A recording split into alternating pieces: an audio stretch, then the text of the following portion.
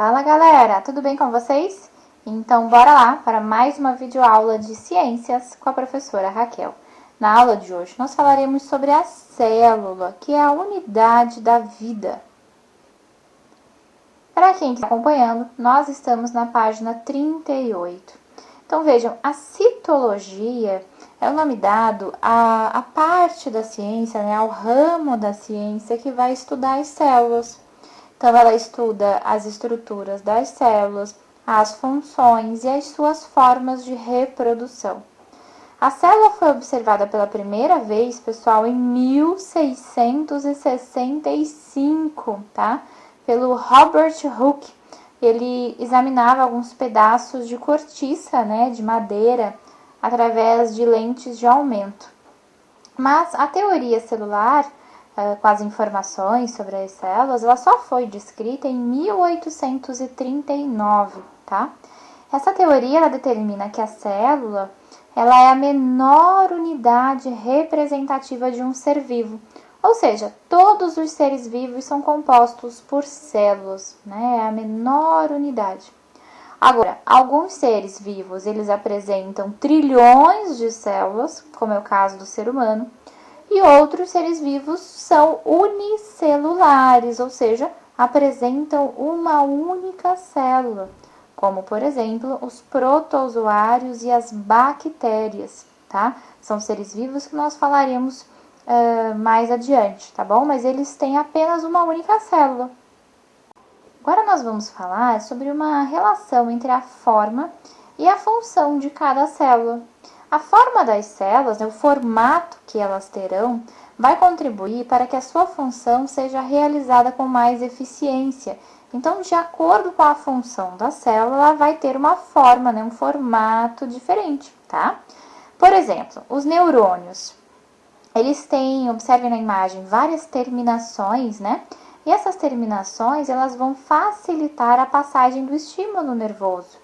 Outro exemplo são as células musculares, as células do músculo, Elas são alongadas para facilitar o processo de extensão do músculo, Então, lembrem-se que a função da célula está relacionada, então, com o formato que ela vai adquirir.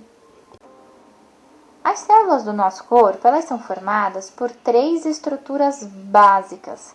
É claro que a gente vai ver que ela tem outras estruturas celulares também, mas basicamente, a gente vai dividir a célula em membrana plasmática, citoplasma e núcleo, tá? Então agora a gente vai falar sobre cada um desses 3.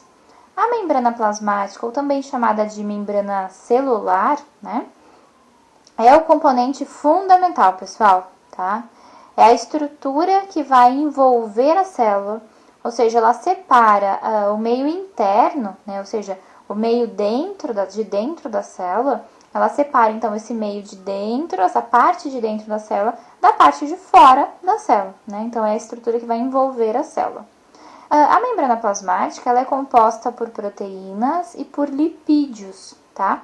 E juntos, proteínas e lipídios, eles vão selecionar aquilo que que pode, entrar e sair da célula.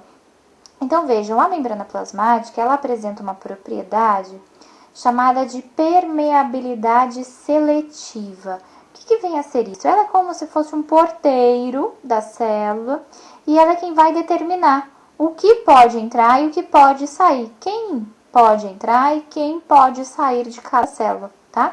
Então, essa propriedade seletiva da membrana plasmática, por que seletiva?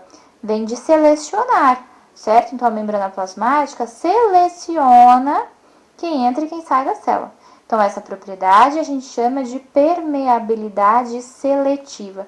O que significa o termo permeabilidade? A areia é permeável, a toalha é permeável. O que quer dizer quando a gente usa essa expressão? Que permite a entrada de água, por exemplo, E seletiva?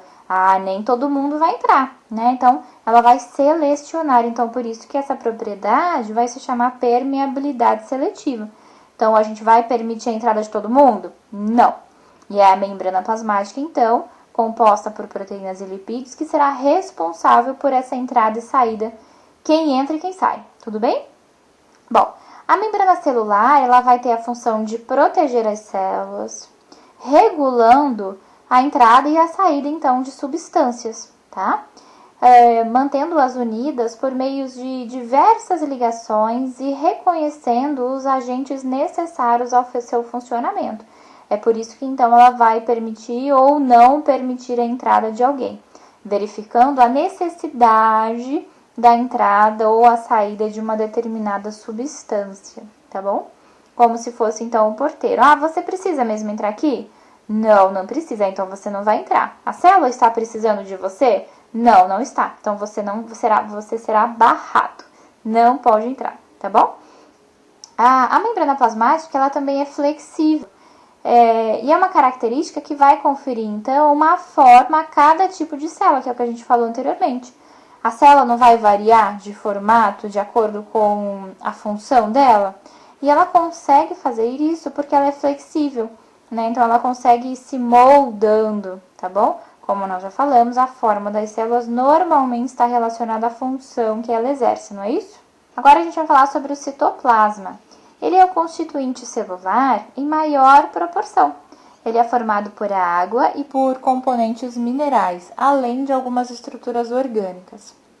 No citoplasma, é como se fosse, a gente sempre faz essa associação, né? Essa comparação. O citoplasma é como se fosse o gel, sabe aquele gel de cabelo? Ou uma gelatina, né? O citoplasma, ele é isso, tá? Então, ele é o constituinte que fica lá no meio da nossa célula. Ele tem essa característica como se fosse um gel, tá bom? Parece o gel, tanto é que fazer uma maquete da célula, normalmente a gente realmente utiliza o gel para representar o citoplasma, tá? E no citoplasma estarão as chamadas organelas celulares. O que são as organelas celulares? São outras estruturas que estão dentro da célula e que têm muita importância, né?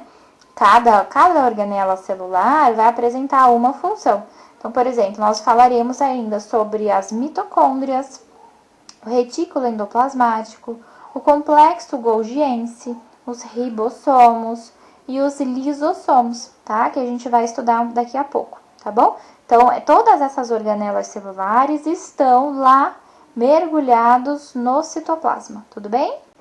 Agora a gente vai falar sobre o núcleo, que é então a terceira e última estrutura, né, que constitui a célula, que nós tínhamos falado, membrana plasmática, o citoplasma e o núcleo. E é no núcleo onde está localizado o material genético, né, o chamado DNA. E para quem não sabe, pessoal, o DNA é uma sigla que significa ácido desoxirribonucleico, tá? Vou repetir, ácido desoxirribonucleico. Então, às vezes é mais fácil falar a sigla, né? DNA, ácido desoxirribonucleico, tá bom? Então, o DNA, ele estará localizado no núcleo de cada célula, certo? Agora a gente vai falar um pouquinho, eu estou mostrando aqui para vocês a estrutura de uma célula, né? Estou mostrando as organelas celulares, tá? Então, nós não estamos vendo as três estruturas que nós falamos anteriormente. Elas estão ali, né? O núcleo é aquela região central, propriamente dito. O citoplasma está representado por esse azul mais escuro, né? Seria esse gel onde as organelas celulares estão mergulhadas. E a membrana plasmática seria esse azul contornando, esse azul clarinho, contornando a célula, certo? Essas são as estruturas que nós vimos. Aí, a partir de agora, a gente vai falar sobre as organelas celulares, né? Então, o que nós temos dentro da célula? Além de membrana, núcleo e citoplasma. Então, nós temos o complexo golgiense, observem ali, o lisossomo, o ribossomo, retículo endoplasmático, o vacúolo e as mitocôndrias, tá? Então, agora a gente vai falar um pouquinho sobre a função de cada uma dessas organelas. Vamos começar então pelo complexo golgiense. Ele é, como nós observamos na imagem, uma pilha, né, de sacos achatados. Até a gente costuma comparar com o pão sírio. Não sei se vocês já viram, ou também chamado de pão árabe, né? Eu até coloquei ele na imagem. Então, ele é como se fosse esse pãozinho, esse pão sírio, pão árabe. Ele é achatadinho e ficou um em cima do outro, tá? Para que serve o complexo golgiense? Ele tem a função de armazenar secreções e substâncias produzidas pela célula. E às vezes eles também auxiliam a eliminar alguma substância que a célula não quer mais, tá? Então, função: armazenar secreções e substâncias produzidas pelas células ou até eliminar alguma substância que não seja mais útil para a célula, tudo bem? Agora, o lisossomo, ele atua na digestão da célula. Então, vamos imaginar que tenha alguma organela que sofreu algum dano, que se rompeu, que está danificada, e aí ela vai ficando ali? Não. O lisossomo, ele vai fazer a digestão, ele vai digerir, vai pegar, quebrar em pedacinhos, vai eliminar essa organela danificada dentro da célula, tá? Então, a gente pode dizer que ela faz, o lisossomo faz uma digestão intracelular. O que significa essa palavrinha intra, né? Esse prefixo intra? É dentro. Então, é uma digestão que acontece dentro da onde? Da célula. O nome não é digestão intracelular? Intra é de dentro, celular de célula. Então, o lisossomo atua na digestão intracelular, dentro da célula. E agora nós falaremos sobre o ribossomo. Ribossomos são esses pedacinhos soltos aí, vários deles dentro da nossa célula, das nossas células, né? Ele tem a função de sintetizar moléculas de proteína. O que significa sintetizar? Produzir, fabricar. Então, ele produz, fabrica proteína. É como se fosse, então, uma oficina de construção da nossa célula, né? Ele vai construir, produzir, fabricar proteínas.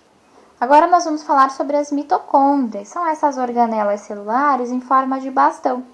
E elas têm a função de gerar energia para a célula a partir de um processo chamado de respiração celular. Então, dentro das mitocôndrias ocorrerá a respiração celular. E como resultado desse processo, chamado de respiração celular, haverá a produção, a geração de energia, tá? Energia essa essencial para as células. E uma curiosidade, as células musculares, né, as células do músculo, elas apresentam uma grande quantidade de mitocôndrias, mais do que as demais células, tá? Por quê? Porque essas células musculares, elas utilizam uma grande quantidade de energia, que por sua vez é liberada no processo de respiração celular, que é efetuado pelas mitocôndrias, né? Então, os músculos, eles demandam, eles necessitam de muita energia para conseguir promover o movimento, né? Então, por isso que nas células musculares existem muitas mitocôndrias, tá? Por essa grande necessidade de produção de energia, tá bom? Então, como a energia é produzida através da respiração celular e a respiração celular acontece nas mitocôndrias, então por isso que as células musculares têm bastante mitocôndria. Agora nós vamos falar sobre o vacúolo. O vacúolo ele só está presente em células do tecido adiposo, ou seja, nas células de gordura, né, das camadas de gordura, porque ela é responsável pelo armazenamento das gorduras, né? Então, os vacúolos eles estão repletos de gordura, que servem como uma reserva para o organismo, tá? Agora a gente vai falar sobre o retículo endoplasmático, tá? Existem dois tipos de retículo endoplasmático, embora o livro de vocês ainda não tenha trazido isso. Mas nós temos o retículo endoplasmático liso e o retículo endoplasmático rugoso, tá? O rugoso é assim chamado porque em volta dele está cheio de ribossomos. Por isso que ele é rugoso, ele tem um monte de bolinha em volta dele. E o retículo endoplasmático liso, ele é assim chamado porque ele é liso. Ele não tem ribossomos ao seu redor, em sua membrana. E o retículo endoplasmático, ele é um conjunto de membranas que tem a função de sintetizar, ou seja, de produzir, né, sintetizar e produzir e transportar várias substâncias, tá? Ao longo, conforme a gente for aprendendo mais, a gente vai ver melhor, mais especificamente, quais são essas substâncias. Mas nesse momento a gente precisa saber que o retículo endoplasmático, ele tem essa função de armazenar e distribuir substâncias, tá? Auxilia nesse processo. E sobre a tarefa, uma notícia que acho que vocês vão gostar. Sem tarefa por hoje, tá bom? Então, ficaremos por aqui. Até o próximo vídeo. Tchau!